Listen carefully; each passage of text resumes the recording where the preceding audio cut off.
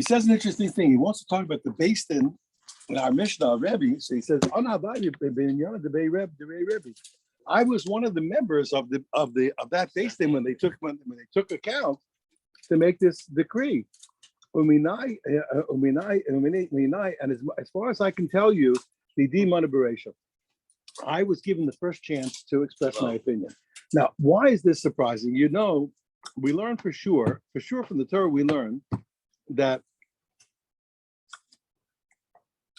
we says Al Tana L'Rab, Al Tana L'Rib. So we really learn what? We learn that we let the eldest speak first. Okay, the greatest rabbi speaks first. The truth is, so here, what I was saying. So that's the problem. So first of all, so the Svara Pshuta, I'll explain what I mean. Svara Pshuta, the simple understanding is who should speak first always? The most learned person. The voting. But who should speak first? The most learned person. Why is that? Because that's the person who understands. The Gemara says, for example, the Mishnah says here, you know, everybody knows. We say, "B'makom she'eina nashim hishtadol yosi." In a place where there's no men, try and be a man. What does that mean? If there's nobody to do the job, you step up. But my Rebbe, my recipes would always say, yeah, but when there's a nashim, when there's somebody bigger, don't be quiet, stay quiet. When there's a big person there that's qualified, you don't do anything. You let the big person do the job. And that's always the case. Always, even great people always waited for the Gadol Hador to do the job. It's famous, Rabbi Feinstein Zatzal, who really was incredible. It was an incredible human being. My Rebbe, who was very close to him, told me that Rabbi Henkin actually was the official posek of America. You understand? And then when Rabbi Henkin passed away, he said within days, Rabbi Feinstein turned white. You hear this?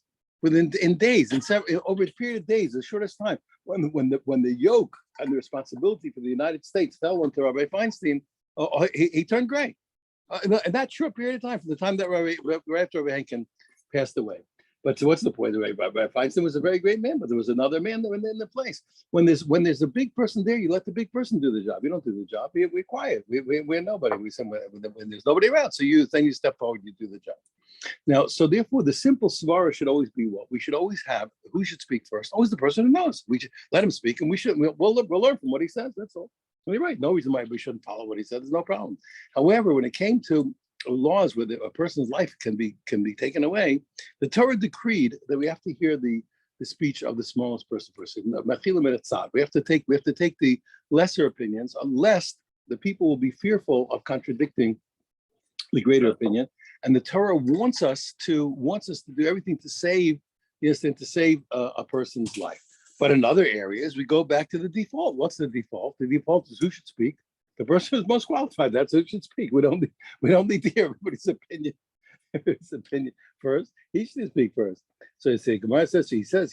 So interestingly enough, so this was a case. This was a case where we started from a person who was certainly not the biggest. He was not he might have been the smallest. He might have been in the middle, but for sure he wasn't the biggest. Who was the biggest in Rebbe's Beis Din? Rebbe. Yeah. So he wasn't the guy. So the Gemara says, well, didn't we learn? When it comes to monetary law and taros, laws of purity and laws of tuma, okay, we start from the big person. There we do listen to the biggest person first. But it's only when it comes to cases where a person could be killed as a punishment. That's the only place that we start from the lesser rabbis. We always start with the bigger. So how could he say that they started counting with him? It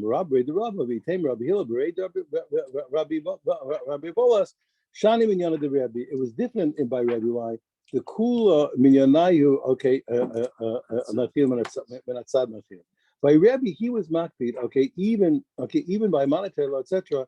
He always started by the smaller ones. Whatever the reason, whether it was modesty or whether he had a special circumstance, but he allowed everybody else to speak first. But really, the Ikar Din is really the other way. Remember, you have to realize it's not like people think. There's a reason why a person qualified. You listen. Instead, everybody learns him. If it's an emergency, don't worry. You'll speak up. You'll ask him a question. It's not a big deal. But the opinion that has to be heard is always the most qualified. I'll give you an example. Here, throughout the Shas, you heard this expression a million times. I'll have an argument between the rabbis, and they'll say, "Oh, of in such a case, Kuli Alma believe. But in this case, the whole world doesn't argue. Who's the whole world? Two people were discussing it. They call Kuli Alma the whole world. Why is that? What's Kuli Alma? All the opinions that matter. There's three guys who know. There's three guys who are qualified to speak. It said Kuli Alma the whole world doesn't argue because there's only three guys in the world that are qualified to speak. So it's called Kuli Alma. What do you think? Everybody's opinion. It's not true. It's not true. The Gemara doesn't learn that way. The Kuli Alma is the opinions that can speak. They came to the Tumim, a very famous rabbi, a very famous posek. So the Goyim said, the Christians, and because they had Jewish apostates among them, so they knew all kinds of stuff. So he says, look, your Torah says Acharab Lahatos, you're supposed to follow the majority. The majority of the world believes in Christianity. So the two answers they give. What is so his answer is, he says what? He says, listen, he says, no, he says, that means what? It's the opinions that are qualified to speak. That was his answer. It's not the majority of opinions. It's the only opinions that you count are the people who are qualified. Not right. Oh, well, Rabbi, I think that's not an opinion. Not that we don't respect everybody, but you want to count, when you're counting up opinions have to be people who are qualified to speak. But Chanan Wasserman said back, he said, if I was there, I would have answered differently. He said, I would have answered. He says, so when do you follow the majority? When there's a doubt, he says, Christianity is so undoubtedly false. He says, there's not even a question. There's no reason to follow the majority. Okay, the Rabbi, it's the same rabbi said another thing. The most Moshe had Rebbe from the time of Moshe Rabbeinu until Rebbe, we never had the following combination: that a guy was both the most learned of his generation and he was in control politically. No, for a guy to rule and be the most learned, that never happened except Moshe and Rebbe. I have a logo. So we're talking about how Yeshua. What do you mean? Yeshua was the greatest person of his generation. He was the king. He ruled, like, so to speak. He was the greatest of his generation. So he was the greatest of the generation. The Gemara says, no, Elazar, it's not true.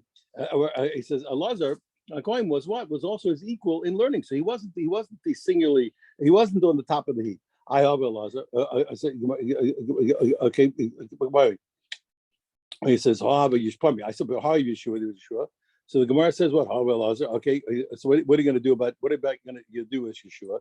No, because you know why? Because in the time of Yeshua, there was a Lazar. So Yeshua was not alone at the top of the heap in learning. But after Yeshua died, Elazar was then the complete ruler, and he was the most learned. I says, no, I'll be Pinchas, because Pinchas was still there. He was equal to him in Torah. I have Abi Pinchas. Okay, but after that, when he died, but Pinchas was alone. He was at the top of the heap. He ruled, and he was the greatest Talmid Chacham. I was the Zakanim. Nope, the Zakanim. They were also as great as him in learning. Abi Shaul. Okay, what about Shaul? Shaul was the greatest learner of the generation, and he was the king. Abi Shmuel. No, Shmuel was as big as him in Torah. So he still wasn't alone at the top of the heap. But Shmuel died. There was a point where Shmuel was dead, and only Shaul was alive. Shaul was the king and the biggest learner. Says, cool as Shani Kamiyam. No, we're talking about a guy who, for his whole rule, as long as he was around, he was the greatest in learning, and he was the ruler. So Moshe was that, and Rebbe was that. What about David HaMelech? All his days, he was the greatest in learning, and he was the ruler. It says, no, the Iri was a very great, maybe even his Rebbe. Iri was also his equal, maybe greater in Torah. But Ira died while David was alive. So again, the same thing. So David was at a point where he was the greatest learner and he was in charge. It's just cool. And we said already, no, we're only talking about a guy who throughout his whole life, he was the top of the heap in learning and in ruling. What about Shlomo Melech? He was the top, he was the greatest learner and in charge. What about Shimon ben Gera, who was okay, he was also a great as him. But he killed him. He says, remember David HaMelech told him, David HaMelech before he died, told Shlomo to kill Shimon ben Gera, and he did. He figured out a reason. He gave him a commandment that he didn't keep it, and he killed him. He says, "Coolish, come here." We're saying again, we're talking about a guy whose whole life that was the case. I have a Chizkiah. What about Chizkiah? Chizkiah was the greatest in Torah. He was the king. I have a Shabna. Nope, there was a Shabna. In his time was as great in Torah. Shabna was killed by Sancheriv. Says, "Coolish, come again." We're talking about what has to be somebody who both his whole life, his whole rule. He was the greatest in learning and in ruling. I have Ezra. What about Ezra? Ezra ruled the people, and he was the greatest learning. I mean, who was also his colleague, was equal, and therefore he's not alone. I also say the most Rebbe, but listen to this. I'll say a new point. Well, they said what from Moshe Rabbeinu to Rebbe, and I'm going to tell you a new point. The most Rebbe Rabashi, from the time of Rebbe to Rabashi, that's the first time. From Rebbe to Rabashi, the next time you had a guy who was the complete ruler and the greatest in learning, okay. he was the greatest. Rabbi Shai. What are you talking about? What do you mean? What about Hu Bar Nassan? He was that way. She said, Bar Nassan, the makeup of a Kaifle Rabashi. It's not true. Even Bar Nassan, even though Rabashi, he was subjugated to Rabashi. He gave him the respect. Okay. Now I want to explain something which is important. Okay, we know that the Torah, yeah. So what's the time period between Rebbe and Rabashi? 4 generations? 6 I don't know I don't know by heart. I have to look up. I honestly don't remember. I don't know the years. 250. Thank you. About 250 years. Okay, I don't know. Okay, well, let's see, 250 years. Whatever. I'm not sure. I'll try and double check. Ravashi, Ravina and Ravashi ended the Gemara circa year 5. Yeah. And the Mishnah was circa 150. So it's Circa about 300. That's about 300 years. 250. Ravashi and Ravina they weren't Sofrim, but they were the redactors of the basic Talmud. Then the Sofrim added to that. They were taught the last time, right? They were the last of the Emma. Right. Then came the Sofrim, and then came the Goyim. When it comes to people who are deaf, we have a problem. The Torah generally considers deaf mutes to be not competent mentally. I think I told you there was a guy, Rahman, he was Jewish. Unfortunately, he wasn't religious. He could have been maybe, but he wasn't. Came from a religious home. His name was Oliver Sacks. He was a brilliant doctor and neurologist, and incredibly intelligent, deep-thinking writer, almost a poet, really. He was a chemist when he was a kid. He was brilliant. He came from a family in London, and unfortunately not religious, but he tremendous insight. He's a very, very famous guy. The whole world knows about him. So he wrote a book about deaf people. And all my life, I was always wondering about deaf people. And you'll see, if you study logic and linguistics, etc., you'll see that all thoughts are based on predication. Every thought in the world is predicating something to something. We'll talk about it more as the time passes. So words are the ability to do predication. And really, you'll think, these people, they run to the Far East, they're going to clear their minds and be nothing. If you're not thinking, you're dead. Yes, and the mind's always thinking, and we're always predicating. Thoughts are something about something. We're always saying something. We're always predicating something to something. But you need language to do that. And since I'm a kid, it always seemed to me that Chazal understood, Torah understood that a cherish, a deaf mute, is not mentally competent because they don't know how to predicate. They don't have language, and they don't do it. Now, there were 2 schools teaching deaf people throughout secular history. One school, what they did was they tried to mimic a given language. So let's say in France, they had a sign language that was making French words. French, the sound of French, the sound of the words, etc. In England, in England or America, sign language was imitating or mimicking English. And the truth is, they never had great success. Later, there was a revolution in the world of teaching deaf people. And they made a language the sign language that wasn't based on any language at all except human language, but it wasn't imitating English or French or German or anything else. So for the first time, they had real breakthroughs, and they had deaf people, deaf mutes, went to college and got degrees, etc. Okay, in the time of Chazal, that wasn't that. We had deaf people could definitely communicate. There's no question about that. But Chazal always were. But here's what I wanted to tell you. I read an essay by a person who was a deaf mute, just like Helen Keller was a deaf mute, completely deaf. Helen Keller herself said that her biggest breakthrough, she remembers the moment when she finally understood that there was a symbol for a word. What? And then everything came through. I read an essay by a present day person who was a deaf mute who learned to speak, and if I didn't cry, he almost brought me to tears. What happened? Because what I suspected all along, he said that until he had language, he wasn't able to think.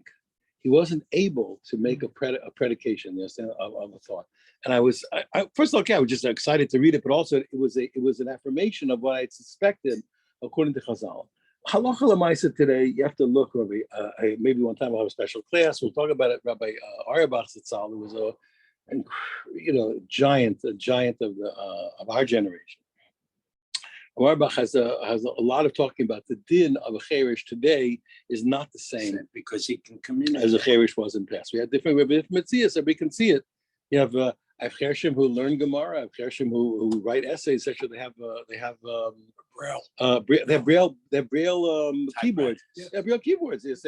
I was by a guy, deaf mute, and no, deaf and blind. No, pardon me. No, the other, he was blind. There was another Blind thing. is There was a blind guy. Yeah, but that's different. But you have everything you have for deaf people. You have for deaf people this ability. It's actually a college that yeah, has only yes, deaf yeah. people. So halachas are different. But anyway, but we knew even in the time of Chazal, so the rabbis made decrees though. But deaf people and children were considered incompetent. But the rabbis made decrees. Why is that? Because they have to function. You have to remember also that in the time of Chazal, it's not like today. People mature very late now, extremely late in our society. You can't believe how late our people mature. In the time of the Gemara, a man was obligated to support his wife's children until they could go to work. And how long that was? Six. Kids went to work at 6. Kids went to work at 6 years old. Even kids who had parents you can't believe kids who had parents went to work at 6 years. They went to work when they were 6 years old. You know, so kids could take care of themselves. So the rabbis had to make sure that a kid who was a deaf mute, even as a minor, we had to give him abilities to function on his own. Kids have parents; they have people to make acquisitions for them to back them up legally. But you know, not question orphan, just period. That a kid a kid has to deaf mute has to have a way to children have to have a way to function themselves, and deaf mutes also have to function themselves. They can do business, they can buy, they can sell, they can buy food, they can sell things so that they can function. We're not used to it, you understand? But that's the way it was. I had a chavrusa even in our times. At the turn of the century in Lithuania, the Jews were starving to death. I don't know if you know that. At the turn of the century in Lithuania, the Jews were starving to death. They were literally, families were counting the handful of food, how many mouthfuls of food they could support. And my chavrusa's father, when he was 11 years old, he left Lita for Cape Town to support his family. He was 11 years old. He traveled from Lita to Cape Town. He didn't speak English. He came to Cape Town on his own and to support his family. And he did support his family, by the way. And he did. We're not used to it. So even in our times, you understand, the whole maturation process was different. So the machlokas today, for example, people want to it costs a lot of money to send kids I mentioned the other day, it can send a kid to Jewish school, costs a fortune. So the people who want to use the money that they designate, that they separate, let's for their ma'aser, they want to take a tenth of their income to give it to charity. So they want to know, can they use money from their ma'aser money to pay for the tuition in the yeshivas? It costs them a fortune to send the kids to the yeshiva. So there's some debate. Rabbi Feinstein was the opinion. Rabbi Feinstein was the opinion of no. Why is that? After 6. Rabbi Feinstein was the opinion of no, and the reason was that he said, because for this point that I'm trying to tell you, because he said, since you're obligated to support the kid, you understand, until he can go to work, even though in the time of Chazal, and you can't use tzedakah money, anything you have an obligation to do, you can't use charity for. You can use charity for things you're not obligated. If I have a financial obligation to you, or to someone else, I have a financial obligation to my wife to support her kid, I can't use tzedakah money to support her kid with my money. So now the thing is like this. So how long am I obligated to? I have an obligation to support the kid till it can go to work. In the old days, it was till 6. Where I find today, kids don't get into the workforce till 21, 22, 23, 25, 30, 30, whatever it is. So therefore, he said, he held it. You ask your local rabbi if you have a child, but other people held it. But if Feinstein held, you couldn't use your ma'aser money because you had to support the kid until the kid got into the workforce. Yeah, until the kid got to the workforce. So therefore, you couldn't use your tzedakah money to do it. But that's completely different in their society. People were very independent. People went to work early. Even a kid with parents. Kids went to work 6 years old. Kid was working. He could make money. So they had to find ways, so kids were, because for us it's hard to understand what's this little kid doing. The answer was it was normal. Little kids took care of themselves. Okay, now, so Cherish, okay, if I have a deaf mute, Rome is Vinirmas. Oh, there's one more point I have to say. 1 second, I get that one more point. There's a debate. We can have a debate about what's the best form of communication, like I explained to you from this book about Oliver Sacks. One way to say is here, a person makes signs. You see that I worked with a deaf mute when I went to Eretz Israel. I worked with a deaf mute. He talked all day long. The guy was shrieking and with hand signs. He spoke to me philosophy. He tried to get me married. The guy never stopped talking to me. He worked next to me. In other words, we used to pick citrus fruit together.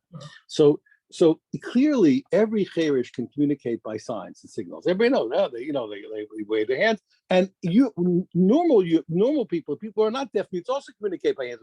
We go, wait a second. We all do it. So there's a debate. What's a better form of communication?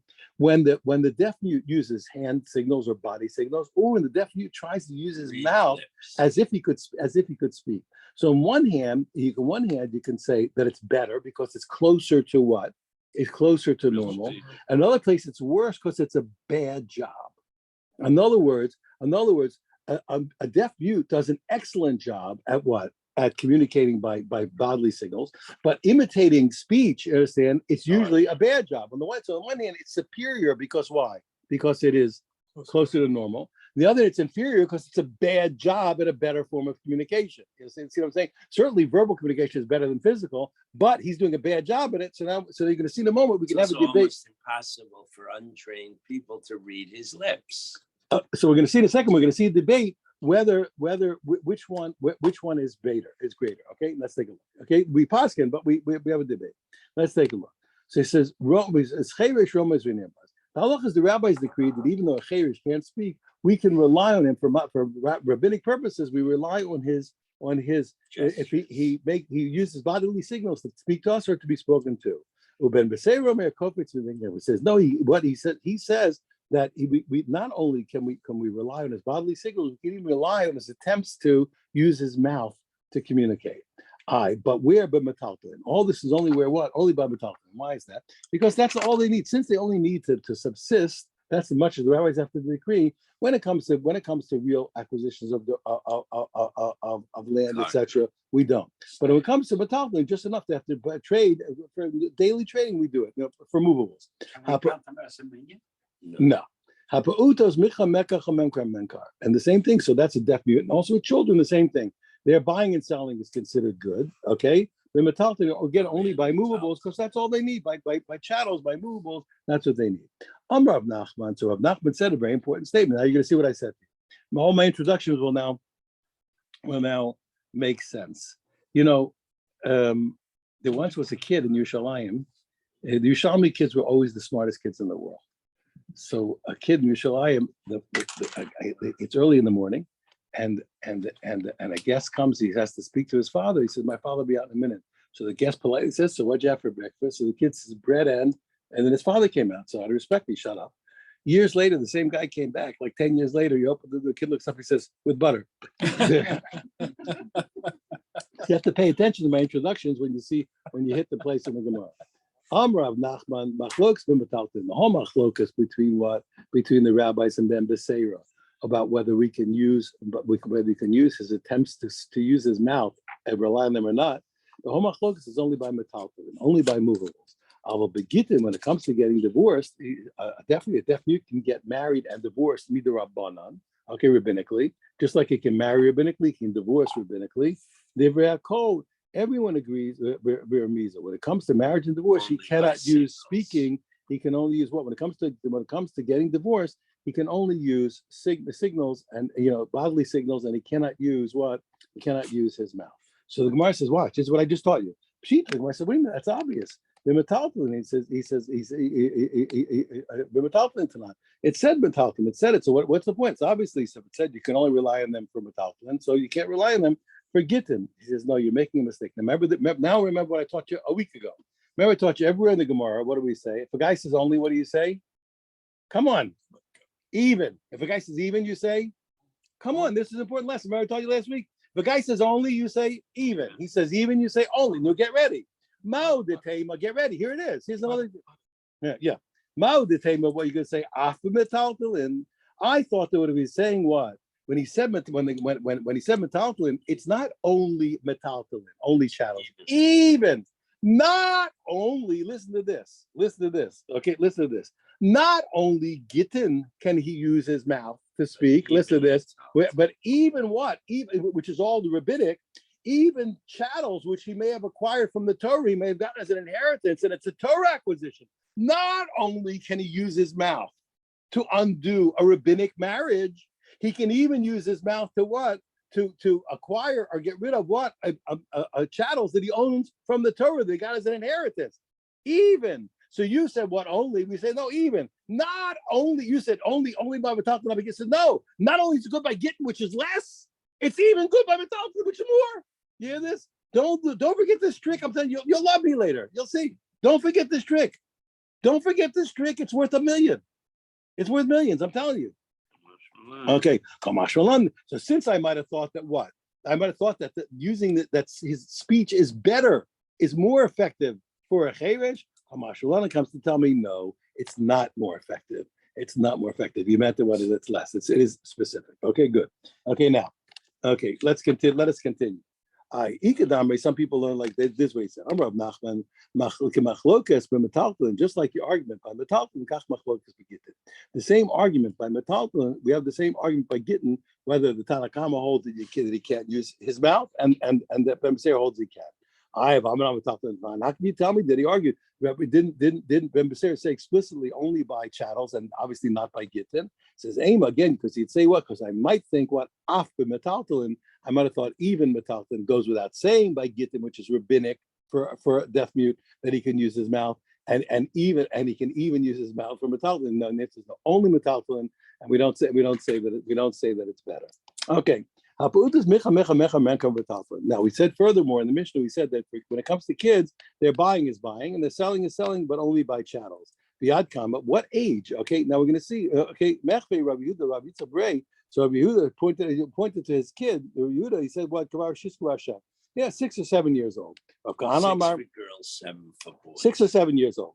6 or 7 years old. Rav Kahana Amar Kabar Shav Kabar Tamne. It's only some people say that. Only some people say that. I don't want to limit the Gemara. Only some people say that's not everybody's opinion.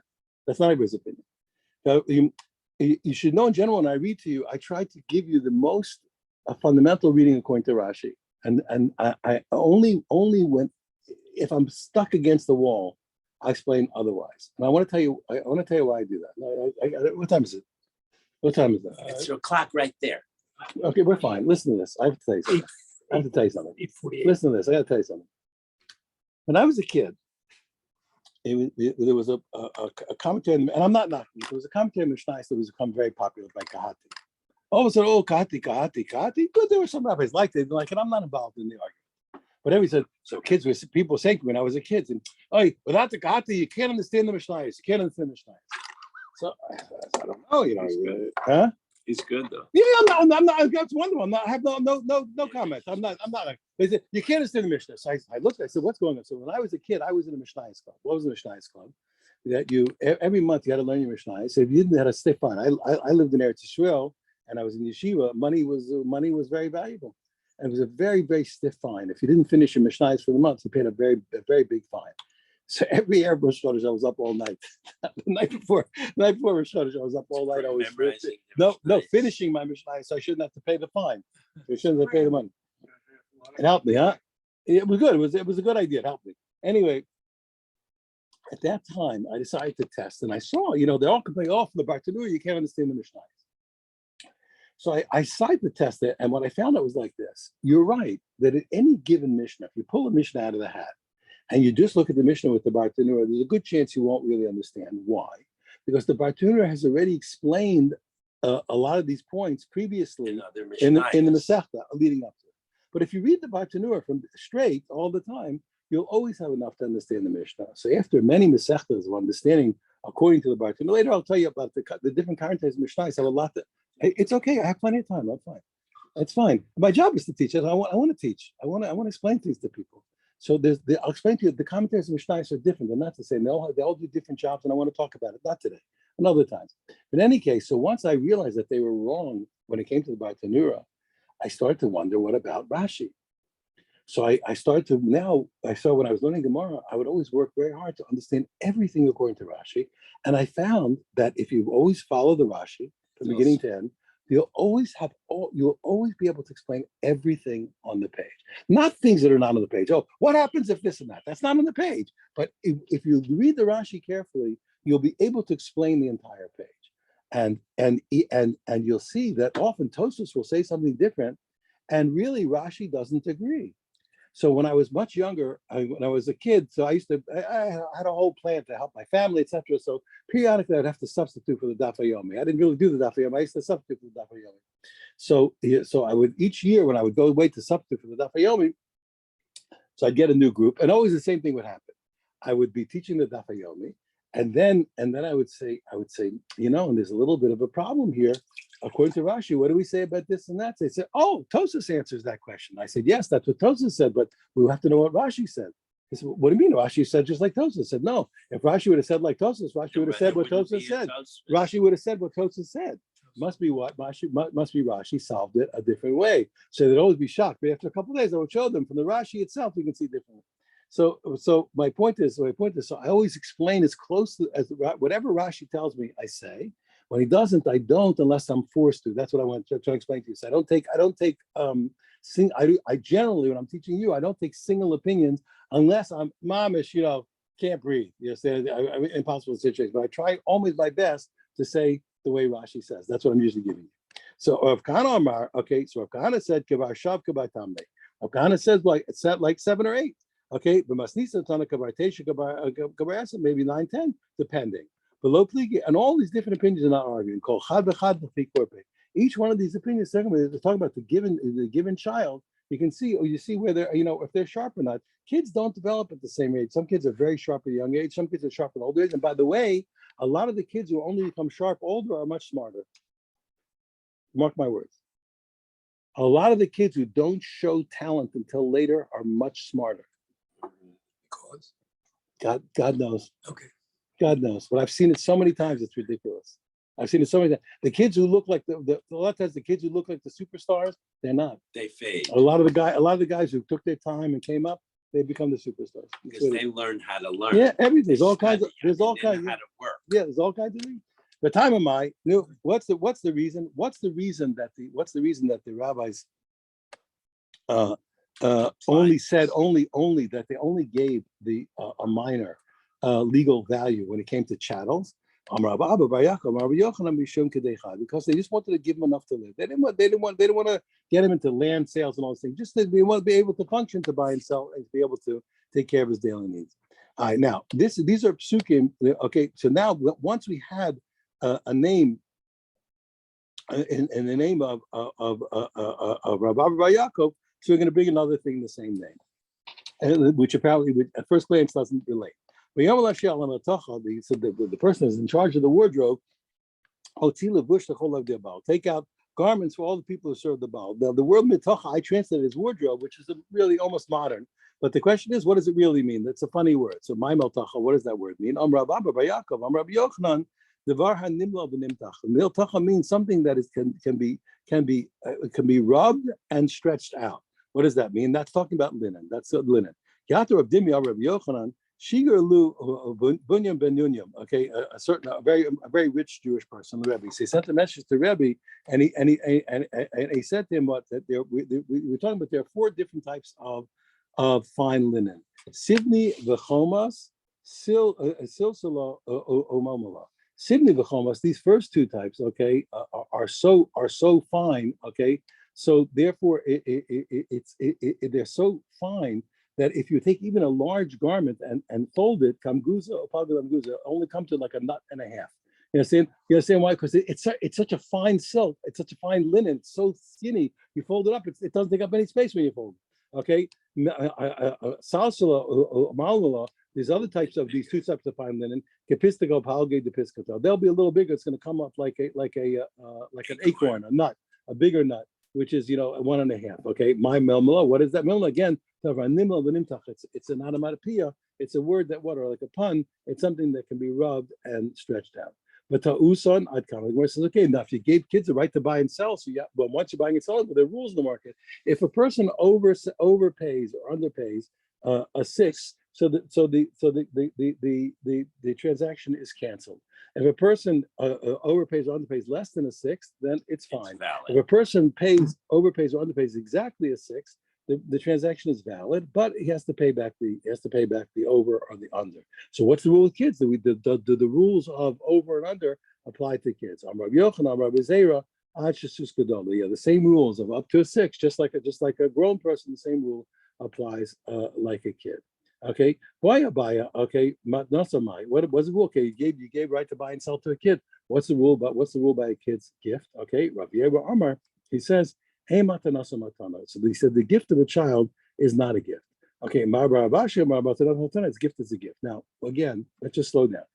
the, you have to, everything takes thinking. If I'm, remember, everything you do has ramifications. If I give a kid legal value in terms of his buying and selling, the rabbis give it a stamp and it'll be a legal transaction in the market. But I'm only I don't really want to let kids function in the market. It's not good. They're kids. It's not good. It's not a good thing. On the other hand, I have to let the kid eat.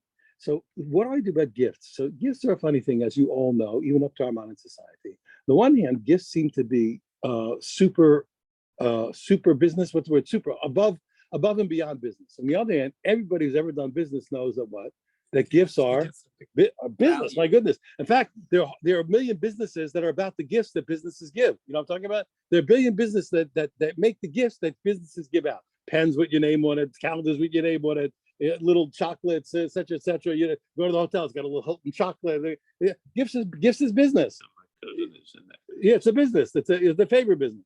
So gifts are a business. So he says so now if we want to keep the kid functioning, but we don't want the kid to have real legal value. On the other hand, we want to let the kid have the minimal ability to support himself. Should gifts be included or not? So yes, gifts are included. The gift is a gift. He needs it to function. Rabbi says no. Rashi says the gift is a gift. Now the rabbis came around and they said the opposite. They made a mistake. And they said in the name of Bar Abashi that the gift is not a gift, even though he said it is a gift. And what happened? When they told that opinion wrongly to Rabbi Mordechai, and he thought that Bar Abashi said the gift is not a gift, Amarle, so he said to him to the messenger, Zilo Amarle Barmar, go tell the son of Ravashi, tell him, because he how can he say that the gift's not a gift? That's what they reported to him.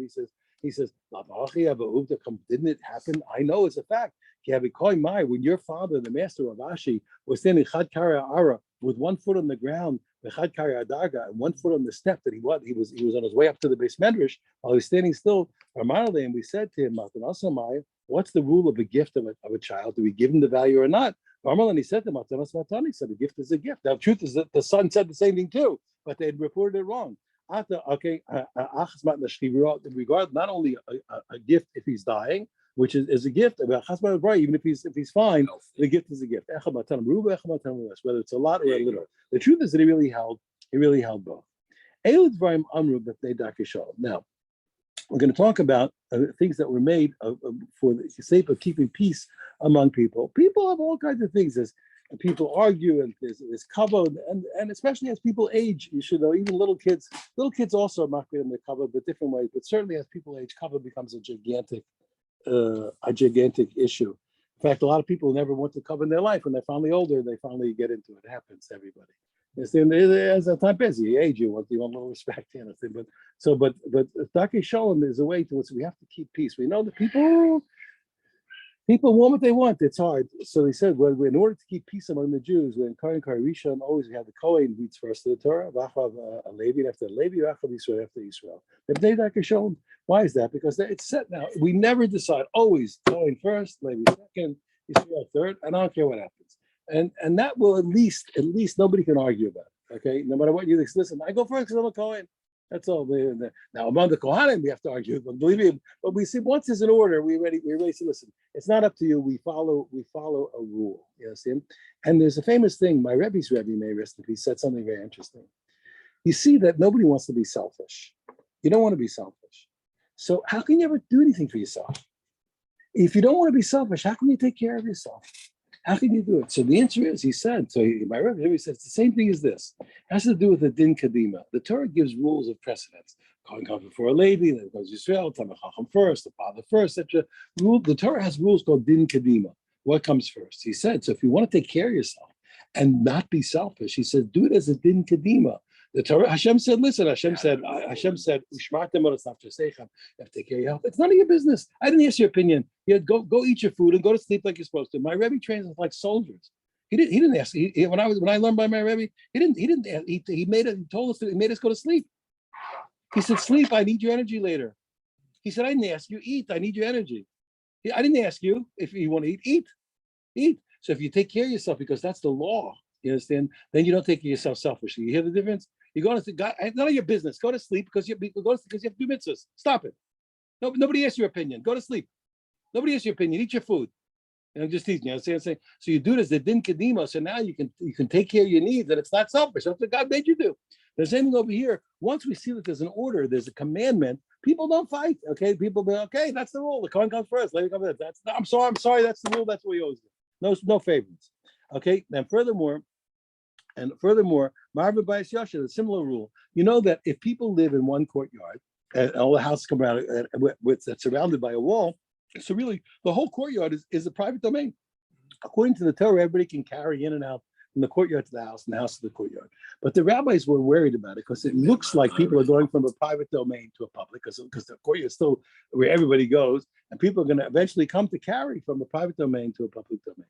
So the rabbi said, even though you have a wall and it's a private domain, you have to do something to show as if the courtyard was all one home. So what do? They all buy bread together, and they put the bread in one house, and it's as if they all live in one house, and therefore the courtyard belongs to one house, and everybody sees that it's a private domain. So each week we have to take the bread and put it into somebody's house. So the rule is, in order to, You don't have to do every week. yeah. I say in order to, but we have to eat the bread. But in order to, right? Let's say with chatzeros. So in order to keep the peace, we don't do it 1 week in one house and 1 week in another house. You do somebody else, keep using that house, okay? That keeps peace in the world.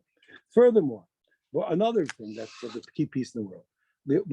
I'll say it outside, I'll read it inside. Here we have a river, and everybody gets water from the river through canals to irrigate their fields. But that's not the only thing they do. People have to have a backup. If you lived in Eretz Israel, you know, in the Middle East, everywhere in the Middle East, there's cisterns. The first room I ever slept in, well, almost the first room one of the first rooms I ever slept in Yerushalayim was a cistern. Every house had a cistern. You had to collect all summer long in Eretz Israel. You collected water because it doesn't rain in the winter time, and all winter long. So all winter long you collect rain in the cistern. So in the summer there's no water to drink.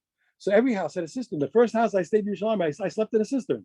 You know, they had ready running water. All wet. Yeah, no, it was dry. They had running water, but the cistern was normal. So people in Eretz Israel and in Bavel, so not only would they use the river to irrigate their fields, but they would also use the river to fill up the cistern, so they had a backup when the river wasn't flowing, that they could irrigate the fields. So now we imagine whoever's closer to the river can easily get the water and stop the flow. So who gets to fill up the cistern first? So the rabbi said, again, let's just impose some order here so there's no fighting. So the rabbi said, whoever's closer to the river, he gets to stop the canal at first and fill his cistern, and then it goes down in order. And that's all. Sorry, no fighting. That's the rule everywhere in the world. That's the rule in this neighborhood, that's neighborhood. You don't like it, then go buy another area. Go buy something close. Go buy something closer to the river. And then but what I'm trying to show you is the rules keep the peace, and that's why people don't understand. That's why it's important to have rules in your home, because when you have rules, even if they're not the best, the kids don't fight. Yeah. There's a big deal going on this year in the Western United States about who took the Exactly. Yes, absolutely. Exactly. So when you make rules, yes, when you make rules, yeah. I said, when we have rules, and you'll see in the home also, when the parents make rules for better or for worse, the kids usually stop fighting because that's the rule. That's all. There's nothing to fight about. It's not going to change. So now he says, Barashai Karvla Amma, whose system was closer to the canal, okay, so Karvla Amma, Mismali Rishon, he has the rights to stop it up and collect first. Why Mipnei Dakishom? Again, not to have fights. You make rules, you don't have fights. Matsudas Chayv opens with Dogim. Now, we're talking about there's two kinds of traps. There's a snare and there's a box. A box trap is a keli, and whatever you trap in, it belongs to you. There's no question about it.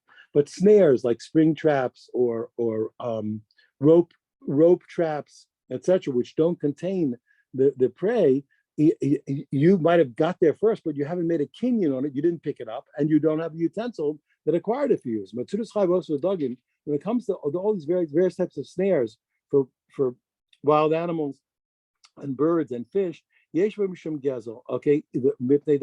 even though from the Torah you don't own the animals that were trapped in those things, but in order to keep the peace, the rabbi said that it's considered stealing if you take it out. We know if you found it with an animal trap, you have to leave it alone. Rabbi Yossi Omer says, Gezel Gomer, he says, it's not only rabbinic. The rabbi, they made the decree so strong, it's almost like it's like the Torah, and that is why that you have to get that we can retrieve it. We take it back. Get it back. Another reason which I mentioned many times, the lost object of a deaf mute or of an imbecile or of a minor, again, we give them the rights, even though they have no legal standing. We let them acquire the object for the ways of peace. Stop fighting. Let the guy pick it up, leave it alone. It's his. Okay. But Yossi Omer says what? Again, that the rabbis decreed almost like it was like the Torah law, and you can even retrieve it from the guy who took it. Ani Amanake Barosh Azayas is a poor man. He is collecting olives from the top of the tree. It's what belongs to the poor. But while he's collecting things that if you ever work on the harvest, you understand, things fall off the tree that you didn't touch. By you agitating the tree, things fall off. So what the ani would touch, that's another that belongs to you. But even stuff that just as he's agitating the tree, stuff falls down. So really, according to the halacha, it doesn't belong to him. It falls to the floor. And nevertheless, Masha Tachtov, okay, Gezel, the rabbis made what fell to the ground below him, even though he didn't touch it. They called it stolen object. They show him again not to have fights between people. You're not allowed to take it. It belongs to the guy who was collecting. Okay. Yossi says again that the tree was so strong that he can even retrieve it with the court from the person who took it. We don't stop goyim when the Jewish people are collecting. Jewish poor people are collecting leket, the stuff that falls, shikha, the stuff that's forgotten, who pay on the corners of the field. And the goyim come, the goyish poor come. We don't stop them either if they dakar shalom in order to keep peace in the world. Says the Gemara, now where we get this idea, we understand you want to make peace. Where's this idea of that it's Kohen, Levi, Israel? Where'd that come from? Because the pasuk says, "V'yichtov Moshe Torah azos, v'yidon Kohanim b'nei Levi." So it's a funny word. Kohanim, the children of Levi. He says, "Atu anale adana." The Kohanim b'nei Levi. What do you mean the Kohanim, the children of Levi? Everybody knows that. Who doesn't know that? Why does the Torah have to waste my time and tell me the Kohanim are the children of Levi? Everybody knows all the Kohanim in the world are from Levi. Came from Aaron, who came from Levi. Says Ella, so why did it say Kohanim b'nei Levi? To teach me what? Kohen b'reisha other Levi. It's to teach me what? That it's the Kohanim and then the b'nei Levi. It's that the Kohanim come first and then the Levi comes next. So really why? Because the point is like this. Remember I discussed this a few weeks ago. We have a rule, Kol ma'ad v'token rabbanon ke'ein daraisa token. Everything that the rabbis decree is always modeled after the Torah. And that's why, so therefore we're looking for a Torah, even though it's a rabbinic decree to say Kohen Levi Israel, but they should have modeled it after the Torah. I'll give you an example, the interesting thing. There's a Chasam Sofer that says something amazing. Everybody makes a mistake. Why do you fast on Tisha B'Av? To mourn for the temple. He says, not true. We don't fast to mourn for the temple. Tisha B'Av. We don't fast to mourn for the temple? No. He says, there's no such thing. There's no such thing as fasting to mourn. He says, since who told us to fast on Tisha B'Av? The rabbis. Everything the rabbis do is modeled after the Torah. How many fasts did you find in the Torah? One. What is it? Why are we fasting Yom Kippur? To do tshuva. We don't fast for mourning. So since the only fast that the Torah has, there's no such thing as a Torah fast in order to what? In order to mourn. So it must be that the fast of Tisha B'Av is not about mourning. I didn't say we don't mourn on Tisha B'Av. Don't misunderstand me. But he said, but the reason for the fast is not. It's just like a Kippur. We're doing tshuva, and that comes out. He has not for me. Other people argue with him by the way. But we have to talk about the Chasam Sofer. He wouldn't be interested in a guy like me, but he's one of my heroes. I don't want to embarrass him, but for me, he's a hero. Yes, but anyway. So now, Yitzchak Nachman, he says, okay, so therefore the rabbis modeled it after a Torah law. Yitzchak Nachman, he says, no, it's from a different pasuk that they learned. He said, V'nikshu HaKohanim b'nei Levi, he says, the Kohanim, the sons of Levi, again, the same story. The children of Levi, Ela Kohen b'reisha other Levi. It's really the Kohen first, and then the Levi. You learn again that what? The Kohanim, and then the Levi. Avashi Amar Mihacha, b'nei Amram Aaron, again, another pasuk, b'nei Amram Aaron Moshe, that we said that Aaron was separated to be holy of holies. So therefore, what you see that the Kohen is greater than the Levi. The Kohen is holy of holies. The Levi is holy, so therefore the Kohen comes before the Levi. From this pasuk, you have to sanctify the Kohen in holiness. Means what? L'kol davar shebekudusha, and everything in Kedusha. These are the words of Rishmo. We learned in the B'nai Rishmo, the Kidashto, you have to make the Kohen sanctified. The whole davar should be Kedusha, and everything in sanctification. What does we do? Liftach Barishon, in every matter of honor, whether it's to go up to the Torah first, okay, or to speak first, and when in the yeshiva, whatever it is, Lavarach Rishon, He's the one to make the bracha, to bench. Okay, let me tell money Rishon. In order to take the choicest piece of food first, he gets everything first. Amalei Abba Rav Yossi. Rabbi said to him, to Rav Yossi, if they shalom he says, what do you mean? So then, if you told me now what you showed me that this ordering is really what is from the Torah, so why'd you say it's Dake Shalom? It's the ways of peace. And so Amalei. So he said to him, the Raisa with Dake Shalom. You're right. It's from the Torah and the reasoning of the Torah itself. Why did the Torah teach me to give precedence to the coin? Because that's in order to make peace ultimately. Call it Torah. Kulanamics mipte Dake Shalom. Gemara says, get out of here. What are you talking about? What are you talking about? You want to tell me, you want to comment that the reason why the Torah puts coin first and Levi next is for Dake Shalom? He said the entire Torah is to make peace between people. That was the whole purpose of the whole Torah Kula, everything in the Torah makes peace between people. That's why I want to explain to you, because everybody's shocked. You remember what the potential convert.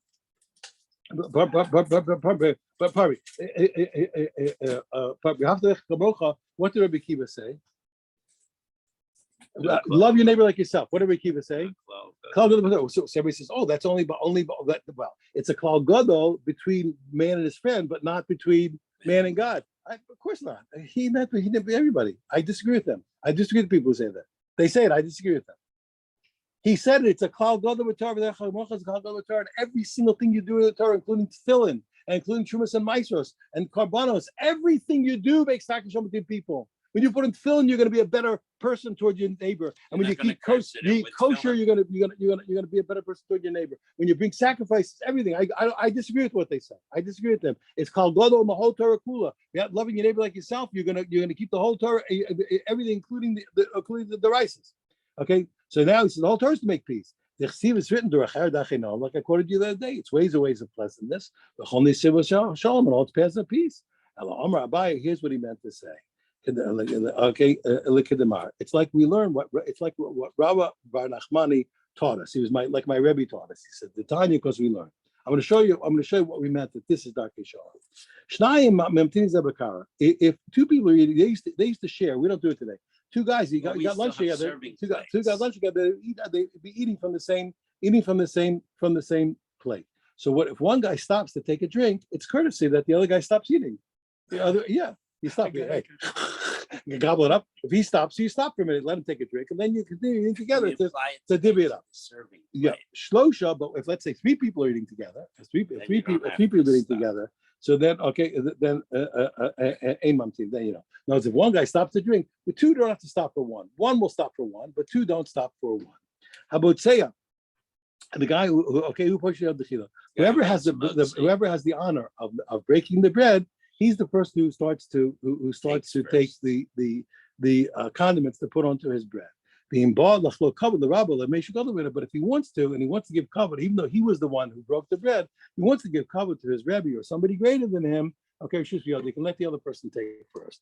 Amar Mar, Allah said, now he said, I want to show you the point. The whole point of what's Dake Shalom. What did my Rebbe say about it? What did Rabbi Nachmani say? That rule that he has a right to defer to somebody bigger than him, even though he had the right to take first, is only by a meal. And that's when it comes to shul, coming up to the laning, low, you can't do it. The Kohen can't say, listen, I got the honor first. I'm going to give it to my friend Joe the Levi. I'm going to give it to my friend Joe the Israel. You can't. Even though you have the rights, you're the Kohen, you can't take your Kohen right and give it to the Levi of Israel. The Achter and Sir goes, once you break the rule, there can be fights in shul who goes first, right? He says so. Okay. So therefore we see what? So he's showing you what it means, that the reason of Kohen Levi Israel is really to stop the fighting in that respect. Low. Okay, but when we said in the shul that the bigger person has rights, doesn't have a right to award his rights to someone else.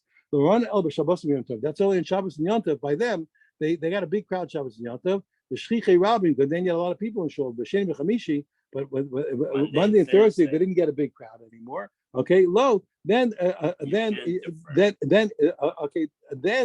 we said that he can't get up. Then he's allowed to. Why? Because there's so few people, there's not going to be a fight. Is that really true? Is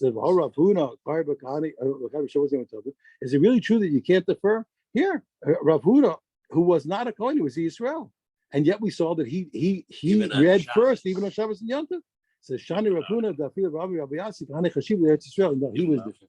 because even the greatest Kohanim, Eretz Yisrael, make have a kaif. In other words, the rule, according to this, the rule is you can't defer to anybody who except for the Gadol Hador. Anybody who knows you can't. A Kohen can't defer to somebody else, even to a great rabbi, unless that person is the Gadol Hador that everyone is subjugated to. Amar Abaye says, Maktina, what do we do? Our tradition is as following: Ein Sham Kohen is Baruch Hu. If there's no Kohen there, then the lady can't go up. Okay, that's one possibility. The lady either Levi can't go up, or you have a Levi or Yisrael. One or the other. If the rule is broken, then once there's no Kohen, then either the Levi doesn't go up Bechlal, or you let a Levi or a Yisrael go up. Okay. From Abaye Latina, furthermore, he said, "Ain't Sham Levi." Let's say there's no Levi there. Kohen. Then you have then you have a Kohen read instead of the Levi. What says? How can you say so? How can you have a Kohen read instead of the Levi? We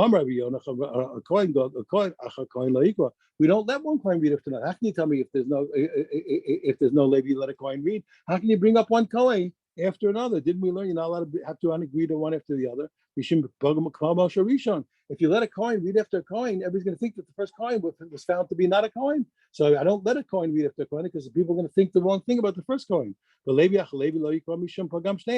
Levi shouldn't read after a Levi because you're going to suspect both of them. You'll suspect if a Levi reads after Levi, you suspect that the first Levi was not a Levi.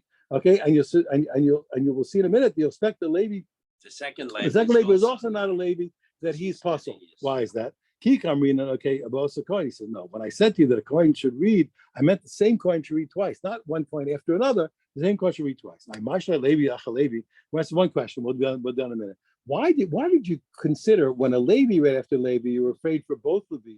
When a Kohen read after a Kohen, you're only afraid for the first Kohen. What happened? He says the Ika Pagam Shneim. Why would Levi you're afraid for the first Kohen that they'll think he's not a Levi, and you'll think that the second Levi is not a Levi. You're going to say one of them is not a Levi. Kohen Nami, you're going to say what? By Kohen after Kohen, you have to say what? By the same ruling, one of them is not a Kohen. The answer is no. He says, I'll tell you what. The hobby, the high shade of the Kohen. The answer is what? We knew that the second guy's father was for sure a Kohen. There's no way. When did I say we only suspect the first Kohen? When the second Kohen's father was known to be a Kohen, there's no way in the world that the guy's not a Kohen. He wants to get out of here. Then Hachinami, the Musa Lumba avoid the high shade. The Levi is new. The same thing could apply by a Levi. Then by a Levi. And let's say by a case where the second Levi, his father is known to be a Levi. Ella, so what's the difference out there with it? Amri, here's the point. Mamzeres or Nasina Nasik. We're afraid that the second Levi's father married a Mamzeres or Natina, and the rule is if you marry a Mamzer, your baby is a Mamzer, not a kosher Levi. If you marry a Nasina, your baby is a Nasina Gibeonite. Your baby's a Nasina. And so therefore what? So the Levi is not a Levi. Plus there's Zari, and the kid's not a Levi. What kind of answer is that? Then you'll have the same rule by the Kohen. Hachanami by the Kohen too. Amri will say the same thing. So Gusha Chalutzah, but the second Levi will say that the second Kohen's father married a Grusha, a divorcee, or a woman who got chalitza, and he's a challah. He's not a kosher Kohen. The achal is Zari. He made him profane. So he says Levi Mikol Habi. He says okay, but so what? But he didn't become a Levi. He didn't become a Levi. You're not going to think that. Okay, he did become a Levi, and therefore what? So why'd you bring him up? So once they brought him up, they know for sure that he's not a chalal, but he's a kosher Kohen. Okay, now, Ulaman, he says, now who are we worried about seeing the wrong thing and making a mistake? Who's going to think the wrong thing? Iliosh, it's the people who stay to the end. They see that they didn't count anybody extra, so they see that everybody was kosher. If anybody stays to the end of the lane, we'll see that we didn't disqualify anybody. So what are you worried about? Eliyotzu, we're afraid for the people who won't stay long enough to see, and they'll leave thinking that this guy was puzzle, and they won't see that they did count him for the 7 aliyahs. Okay, thank you very much, Rabusa. What time is it? We're good. Yeah, you should. I just explain because I want to explain things. You didn't explain enough. Yeah, explain it. Thank you very much, Rabusa. Have a wonderful day. Have a wonderful day. Thank you. Have a great day. Good Shabbos. Good Shabbos. A wonderful Shabbos. God bless. All the best. Oh, they did. Shabbos Mevorchim. Shabbos Mevorchim. 248 psukim. Oh, really? Something like that. And How's that? benching Rosh Chodesh and the Kiddush and the rabbi speaking. I love it. I love it. You're in for the long haul if you go to 8:45. Okay. Favorite. Yeah, I like it. So, Yeah. if I had to Now, you want to hear my Gabbai story? Listen to this. a guy from a little state in Poland. He went to Krakow. Krakow, in those days, Krakow was like New York, London. You're going to the New York, you know. So the guy from little town, he goes to Krakow. It's amazing, big buildings. He can't believe what he sees. It's amazing. No, they finally go to the big shul in Krakow. He meets the gabbai of Krakow. It's like mini royalty. He meets the gabbai of Krakow. The gabbai of Krakow sees the guy. He's a country guy. So he decides to have a little fun with him. He says, "Let me ask you a riddle." He says, "Okay, what's the riddle?" He says, the gabbai from Krakow says, "Who's my father's son, but it's not my brother?" So the gabbai from the little town is thinking, "Your father's son, but not your brother. It's not your sister." He can't. He says, "I give up." He says, "Who's your father's son, but it's not your brother?" The gabbai of Krakow says, "It's me." He goes, "Oh, that's great." No, the guy finally comes back home to the little state though, and he tells him all the big things he saw, the trains, everything he saw in the big city. He says, "Wait, I got to tell you one thing." He says, "Listen to this riddle. Listen to this." So what is he says? He says, "Listen, who's my father's son? It's not my brother." The people are thinking, "Your son, you can't. Your sister." So what? Said, "We give up." Who is he? He says, "It's the gabbai in Krakow."